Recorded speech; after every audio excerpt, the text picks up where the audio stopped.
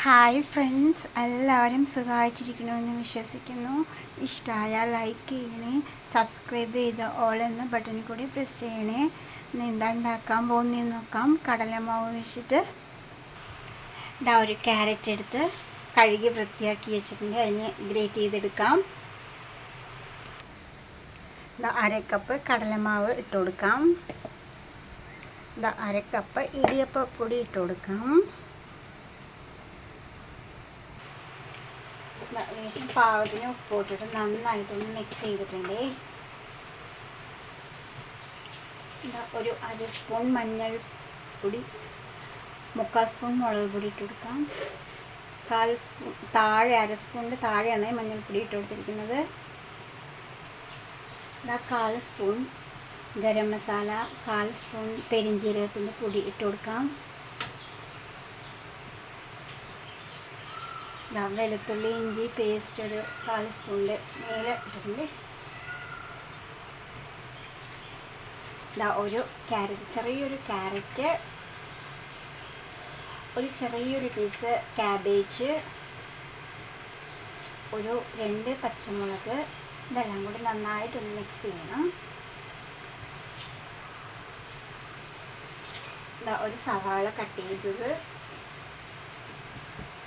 2 കറിവേപ്പില കൊത്തെടുത്ത് കൊടുക്കുക. നന്നായിട്ട് മിക്സ് ചെയ്യണേ. ചട്ടി ചൂടായിട്ടുണ്ട്, അതിലോട്ട് ഓയിൽ ഒഴിച്ച് കൊടുക്കാം. ഇതാണോ മാവ്, ഒരുപാട് വെള്ളം ആവാതെ ഈ പരുവത്തിലാണ് ആക്കിയിരിക്കുന്നത്. കുറച്ച് മാവെടുത്തു, ഇതുപോലെ ഉരുളയാക്കി ഇങ്ങനെ ചെറുതായിട്ട് ഷേപ്പാക്കിയിട്ട് പരത്തിയിട്ട് എണ്ണയിലിട്ട് കൊടുക്കാം. ഈ പച്ചക്കറികൾ, ക്യാബേജ്, ക്യാരറ്റൊക്കെ ഇഷ്ടമില്ലാത്ത കുട്ടികൾ ആരാണെങ്കിലും ഇങ്ങനെയൊക്കെ ചെയ്യുവാണെങ്കിൽ കുറച്ചുകൂടെ ടേസ്റ്റ് ഉണ്ടാവും, കഴിക്കും, ഇഷ്ടപ്പെടും. കയ്യിൽ ലേശം വെള്ളമാക്കിയിട്ട് വേണം അതെടുത്ത് ഇങ്ങനെ റൗണ്ട്, എന്നാലും ഷേപ്പ് കിട്ടണുള്ളൂ കേട്ടോ. കറക്റ്റായിട്ട് വടയുടെയൊക്കെ ഷേപ്പിൽ ഇങ്ങനെ വരുന്നുള്ളൂ. ഞാൻ തീ കുറച്ച് വെച്ചിട്ടുണ്ട്, എന്നാലും ഇതിൻ്റെ ഉള്ളൊക്കെ ശരിക്കും വേവുള്ളൂ. വേണ്ട, ചുവന്ന് വരുന്നേ ഉള്ളൂ, ഉള്ളിൽ വേവണുള്ളൂ. ഒന്ന് തിരിച്ചും മറിച്ചൊക്കെ ഇട്ട് കൊടുക്കുന്നുണ്ട്.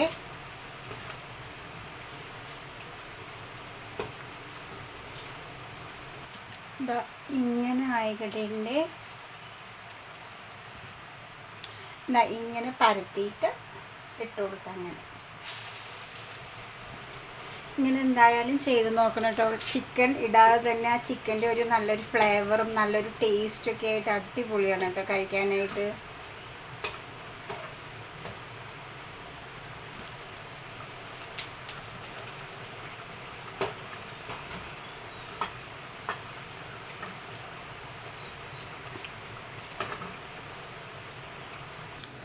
നല്ല ടേസ്റ്റി ആയിട്ടുള്ള ഒരു 4 മണി പലഹാരം റെഡി ആയിട്ടുണ്ട്. നല്ല